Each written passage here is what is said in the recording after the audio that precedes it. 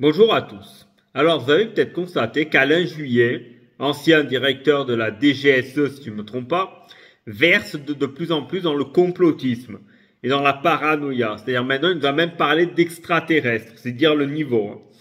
Bon, déjà, on va pas revenir sur les faits. Les faits, j'en parlerai plus spécifiquement dans un live qui lui sera consacré. Mais, pour faire une petite vidéo react vite fait, je voudrais en fait parler du cas Alain Juillet pour vous parler d'un cas plutôt général qui est le fait que YouTube et la chasse aux viewers et aux abonnés rend fou et à la monétisation in fine.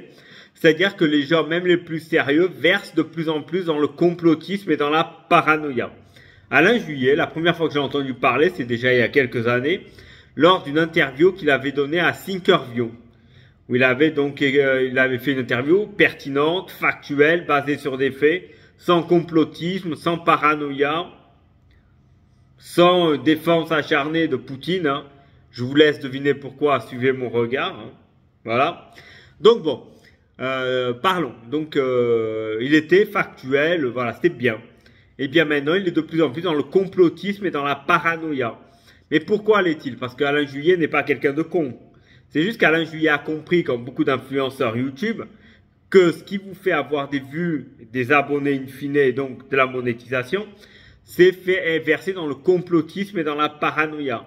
Si vous faites un contenu sérieux, pertinent et percutant, les gens ne vous écouteront pas. D'ailleurs, regardez autour de vous, une chaîne sérieuse va avoir quelques centaines, voire milliers d'abonnés. Les chaînes qui versent dans la paranoïa et le complotisme et la folie, eh bien, ont des centaines de milliers d'abonnés, des centaines de milliers de vues par mois, voire des millions, et ont des revenus inhérents à YouTube au-dessus de 10K par mois. Donc, cherchez l'erreur. Donc, encore une fois, c'est car la médiocrité ambiante pousse les gens à aller vers ces contenus-là.